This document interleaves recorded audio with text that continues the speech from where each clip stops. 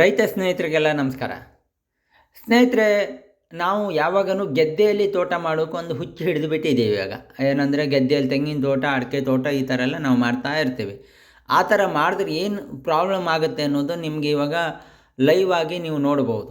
ನೇರವಾಗಿ ನೀವೇ ನೋಡಿದ್ರೆ ನಿಮ್ಗೆ ಗೊತ್ತಾಗುತ್ತೆ ಏನೇನು ಸಮಸ್ಯೆ ಆಗುತ್ತೆ, ಅದರಿಂದ ನಾವು ಏನು ಅನುಭವಿಸ್ತೀವಿ ಅಂಥೇಳಿ. ಯಾಕೆಂದರೆ ಎಷ್ಟೋ ಜನ ಗದ್ದೆಯಲ್ಲಿ ತೋಟ ಮಾಡ್ಕೊಂಡ್ರೆ ಇಲ್ಲಿ ನೋಡಿ ಹೊಸದಾಗಿ ಮೊದಲು ಆಲ್ರೆಡಿ ತೋಟ ಇರೋದು ಪ್ರಾಬ್ಲಮ್ ಆದ್ರೂ ಅದು ಗೆದ್ದೆ ಮಾಡೋಕ್ಕಾಗೋದಿಲ್ಲ ಅಂತ ಗೆದ್ದೆಯಲ್ಲೇ ತೆಂಗಿನ ಸಸಿ ಹಾಕಿದ್ದಾರೆ. ಹಾಕಿ ಇದು 2 ವರ್ಷ ಆಗ್ತಾ ಬಂತು. ತೆಂಗಿನ ಸಸಿ ಹೇಗಿದೆ ಅಂತ ನೀವು ನೋಡಿ. ಆಲ್ರೆಡಿ ಇದೇನಾಗಿದೆ ಸಮಸ್ಯೆ ಅಂದರೆ, ಆ ತೆಂಗಿನ ಸಸಿ ಮೇಲೆ ಬರ್ತಾಯಿಲ್ಲ. ಯಾಕೆಂದರೆ ಮಳೆಗಾಲದಲ್ಲಿ ತುಂಬ ನೀರು ನಿಲ್ಲುತ್ತೆ. ಯಾಕೆಂದರೆ ಭತ್ತ ಮಾಡೋ ಗೆದ್ದೆ ಅದು. ಮತ್ತು ನೀರು ಹರಿದೋಗೋದು ಸ್ವಲ್ಪ ನಿಧಾನ, ಯಾಕೆಂದರೆ ಸುತ್ತ ಇದಾಗಿದೆ, ಅದು ಬೌಂಡ್ರಿ ಥರ ಆಗಿರೋದ್ರಿಂದ ಅದೊಂದು ಮುಖ್ಯ ಸಮಸ್ಯೆ ಇದೆ. ಮತ್ತು ಇದರಲ್ಲಿ ಆಲ್ರೆಡಿ ಮೊದಲು ಹಾಕಿರೋ ತೆಂಗಿನ ಮರ ಈ 35 ವರ್ಷದ ತೆಂಗಿನ ಮರಗಳು ನಾವಿಲ್ಲಿ ಕಾಣ್ತೀವಿ. ಅದು ಕಂಡು ಮತ್ತೆ ತೆಂಗಿನ ಸಸಿ ಹಾಕಿದ್ದಾರೆ. ಹಾಕಿ ಬಿಟ್ಟುಬಿಡುವಂಥ ಜಾಗ ವೇಸ್ಟ್ ಆಗಬಾರ್ದು ಅನ್ನೋ ಉದ್ದೇಶದಿಂದ ಹಾಕ್ತಾರೆ. ನೋಡಿ, 35 ವರ್ಷದಿಂದ ಇರೋ ತೆಂಗಿನ ಮರದಲ್ಲಿ ಯಾವುದೇ ರೀತಿ ಇಲ್ಲ, ಬರೀ ನಿಮಗೆ ಮರಗಳು ಕಾಣ್ತಾ ಇದ್ದಾವೆ ಅಷ್ಟೇ. ಕಾಡು ಮರಗಳ ಥರ ತೆಂಗಿನ ಮರಗಳು ನಿಮಗೆ ಕಾಣ್ತಾ ಇದ್ದಾವೆ ಹೊರತು ಅದರಲ್ಲಿ ನಿಮಗೆ ಯಾವುದೇ ರೀತಿ ಇಲ್ಲ. ಇದು ನೋಡಿ, ಈ ಥರ ಫಸ್ಟ್ ಮಾಡುವಾಗ ಎತ್ತರ ಮಾಡಿದ್ದಾರೆ ಕೆಲವು ಕಡೆಯಲ್ಲಿ. ಅಂದರೆ ಎತ್ತರ ಮಣ್ಣು ಏರಿಸಿ ಅದರ ಮೇಲೆ ತೆಂಗಿನ ಸಸಿ ನಾಟಿ ಮಾಡಿ ಮಣ್ಣು ಏರಿಸಿದ್ದಾರೆ. ಹೇಗಾಗಿದೆ ನೋಡಿ. ಮಣ್ಣು ತುಂಬಿ ಫಸ್ಟ್ ಹೊಂಡ ಮಾಡಿರ್ತಾರೆ, ಆಮೇಲೆ ಮಣ್ಣು ತುಂಬಿ ಎತ್ತರ ಮಾಡಿ ಇದ್ದರೂ ಆ ಬೇರೆಲ್ಲ ಮೇಲ್ಗಡೆ ಬಂದಿದೆ. ಈ ರೀತಿ ಸಮಸ್ಯೆಗಳಿದೆ. ಇದು ಬರೀ ಮೇಂಟೆನೆನ್ಸ್ ಮಾಡ್ತಾರೆ ಹೊರತು ಇದು ಯಾವುದೇ ರೀತಿಯ ಇದಾಗ್ತಾ ಇಲ್ಲ, ಅಂದರೆ ಲಾಭ ಅವರಿಗೆ ಸಿಗ್ತಾ ಇಲ್ಲ. ಅದಕ್ಕಾಗಿ ಇದು ಲೈವ್ ಆಗಿ ತೋರಿಸ್ತಾ ಇದ್ದೀನಿ. ಎಷ್ಟೋ ಜನ ತೋಟ ಮಾಡಬೇಕು ಅಥವಾ ನಾವು ಗೆದ್ದೆ ಇದೆ, ಗೆದ್ದೆ ಮಾಡೋಕ್ಕಾಗೋದಿಲ್ಲ, ತೋಟ ಮಾಡಬೇಕು ಅಂತೀರಿ. ಆದರೆ ಅದು ಮಾಡಿದ್ರೆ ಏನು ಸಮಸ್ಯೆ ಆಗುತ್ತೆ ಅನ್ನೋದಕ್ಕೆ ನಿಮ್ಗೆ ನಾನು ತೋರಿಸ್ತಾ ಇರುವಂಥದ್ದು. ಇನ್ನೊಂದು ಏನು ಅಂದರೆ, ಇದು ಮಾಡೋಕ್ಕೆ ಆಗೋದಿಲ್ವಾ ಅಂದರೆ, ಇದರಲ್ಲಿ ಕೆಲವೊಮ್ಮೆ ಬೆಟ್ಟು ಗೆದ್ದೆ ಅಂದರೆ ನೀರು ನಿಲ್ಲದೆ ಇರೋ ಗೆದ್ದೆಯಲ್ಲಿ ತೋಟ ಮಾಡಲಿಕ್ಕಾಗತ್ತೆ. ಇದು ತೆಂಗಿನ ಮರದ ಕತೆ ಈ ಥರ ಆದರೆ ಅಡಿಕೆ ಮರ ಇನ್ನೂ ಡೇಂಜರಸ್. ಇಲ್ಲಿ ಅಡಿಕೆ ಹಾಕಲಿಲ್ಲ, ಇದು ಬರೀ ತೆಂಗು ಮಾತ್ರ ಹಾಕಿರುವಂಥ ಜಾಗ. ಅದಕ್ಕೆ ನಾನು ನಿಮ್ಮ ತೆಂಗು ತೋರಿಸ್ತೀನಿ, ಅಡಿಕೆ ನಿಮಗೆ ಮುಂದಿನ ದಿನಗಳಲ್ಲಿ ತೋರಿಸ್ತೀನಿ. ಇದು ತೆಂಗು ಹಾಕಿದ್ರು, ಅಡಿಕೆ ಹಾಕಿದ್ರೆ ಇದೆಲ್ಲ ಕೊಳೆ ರೋಗ ಬೇಗ ಬರುತ್ತೆ ಮತ್ತು ಅಡಿಕೆ ಗಿಡ ಸತ್ತೋಗೋ ಸಾಧ್ಯತೆಗಳು ಅತಿ ಹೆಚ್ಚಿದೆ. ಇಲ್ಲಿ ನೋಡಿ, ಇದು ಜಾಗ ಇದೆ, ವೇಸ್ಟ್ ಆಗಬಾರ್ದು ಅನ್ನೋ ಉದ್ದೇಶದಿಂದ ಹಾಕಿ ಇದು ಗೆದ್ದೆ ನೀರು ನಿಲ್ಲೋದು ನಿಮ್ಗೆ ಗೊತ್ತಾಗುತ್ತೆ. ಕಳೆ ಅಚೆತ್ತವಾಗಿ ಕಳೆ ಬೆಳೆಯುತ್ತೆ. ಆ ಕಳೆ ಕ್ಲೀನ್ ಮಾಡಲಿಕ್ಕೆ ವರ್ಷಕ್ಕೆ 25,000-30,000 ರೂಪಾಯಿ ಅವ್ರಿಗೆ. ಆದರೆ ಅದರಷ್ಟು ಕಾಯಿ ಆಗುತ್ತಾ ಇಲ್ಲ.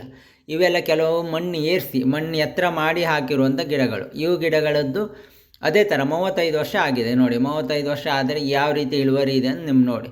ಅದರಲ್ಲಿ 35 ವರ್ಷ ಆಗಿದೆ, 35 ಕಾಯಿಯೂ ಆಗ್ತಾ ಇಲ್ಲ. ಕಾರಣ ಏನು? ನಾವು ಮಾಡುವಂಥ ತಪ್ಪು.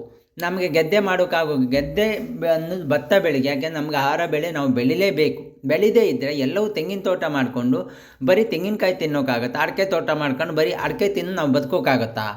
ಯಾರೋ ಭತ್ತ ಬೆಳೀತಾರೆ, ನಾವು ದುಡ್ಡು ಕೊಟ್ಟು ತರ್ತೀವಿ ಅಂತ ಕೆಲವರು ಅಂತಾರೆ. ನೀವು ದುಡ್ಡು ಕೊಟ್ಟು ತರಲಿಕ್ಕೆ ಅವ್ರು ಬೆಳಿಬೇಕಲ್ಲ. ಅವರು ನಿಮ್ಮ ಥರನೇ ಯೋಚನೆ ಮಾಡಿದ್ರೆ ಎಲ್ಲರೂ ಆ ತೋಟ ಹಾಯ್ಕೊಳ್ಳೋಣ, ನೆಮ್ಮದಿ ಇದೆ, ವರ್ಷಕ್ಕೇನು ಕೆಲಸ ಇಲ್ಲ, ಇದರಲ್ಲಿ ಲಾಭ ಇಲ್ಲ, ಗೆದ್ದೆ ಇಲ್ಲ ಅಂತ ಎಲ್ಲ ಗೆದ್ದೆ ಬಿಟ್ಟರೆ ನಾವು ಊಟಕ್ಕೆ ಎಲ್ಲಿ ಹೋಗೋದು? ಗೆದ್ದೆ ಇದ್ದವರಾದರೂ ಸ್ವಲ್ಪ ಅವ್ರಿಗೆ ಬೆಳ್ಕೊಂಡು, ಗೆದ್ದೆ ಇಲ್ದಿದ್ದವ್ರದ್ದು ಬಿಡಿ, ಅವ್ರದ್ದು ಸಮಸ್ಯೆ ಬೇರೆ. ಗೆದ್ದೆ ಇದ್ದವ್ರು ಸ್ವಲ್ಪ ಬೆಳ್ಕೊಂಡು ಮಿಕ್ಕಿದ ಜಾಗ ಅವ್ರು ಏನು ಮಾಡಬೇಕು, ಎಕ್ಸ್ಟ್ರಾ ಆಗಿದ್ದನ್ನು ಮಾರ್ತಾ ಬಂದರೆ ಮುಂದೆ ಅಕ್ಕಿಗೂ ಬೆಲೆ ಬರುತ್ತೆ. ಯಾಕೆಂದರೆ ಎಲ್ಲ ಕಡೆ ಬೆಳೀಲಿಲ್ಲ ಅಂದಾಗ ಆವಾಗ ಬೆಳೆ ಸಿಕ್ಕತ್ತೆ. ಈ ರೀತಿ ನೀರು ನಿಲ್ಲೋಕ್ಕೆ ರೋಡ್ ಇಲ್ಲ, ಇದಿಲ್ಲ, ತೋಟ ಮಾಡಿ ರೋಡ್ ಮಾಡಲಿಕ್ಕಾಗೋದಿಲ್ಲ, ಈ ರೀತಿಯ ಸಮಸ್ಯೆಗಳ ಮಧ್ಯದಲ್ಲಿ ಅವು ಮೇಂಟೆನೆನ್ಸ್, ಈ ತೋಟ ಮಾಡಿಯೂ ಮೇಂಟೆನೆನ್ಸ್ ಮಾಡೋದು ತುಂಬ ಕಷ್ಟ ಆಗುತ್ತೆ. ಇದೆಲ್ಲ ನಾವು ಯೋಚನೆ ಮಾಡಬೇಕು. ಯಾಕೆಂದರೆ 35 ವರ್ಷ ತೆಂಗಿನ ಮರ ಹೇಗಿರಬೇಕು, ಆದರೆ ಇದು ಹೇಗಿದೆ, ಸಾಯೋ ಸಿಚುವೇಷನಲ್ಲಿದೆ. ಇನ್ನೊಂದು 2 ವರ್ಷ 3 ವರ್ಷದಲ್ಲೇ ಸತ್ತು ಹೋಗ್ತವೆ. ಆದರೂ ಕ್ಲೀನ್ ಮಾಡ್ತಾ ಇದ್ದಾರೆ ಅವ್ರು ಕ್ಲೀನ್ ಮಾಡಿ ಅದನ್ನು ಹಾಗೆ ಬಿಡ್ತಾ ಇದ್ದಾರೆ. ಒಂದು ತೋಟ ಇದೆ, ಜಾಗ ಇದೆ, ಯಾವುದಾದ್ರು ರೇಟ್ ಬಂದಾಗ ಕೊಟ್ಟು ಬಿಡೋಣ ಅನ್ನೋ ಮನಸ್ಥಿತಿಯೇ ಅಲ್ಲಿರ್ತಾರೆ ಕೆಲವರು. ಈ ರೀತಿ ನಾವು ತೋಟಗಳನ್ನು ಮಾಡಿದ್ರೆ ಕೃಷಿ ಉಳಿಸ್ಲಿಕ್ಕೆ ಸಾಧ್ಯ ಇದೆಯಾ?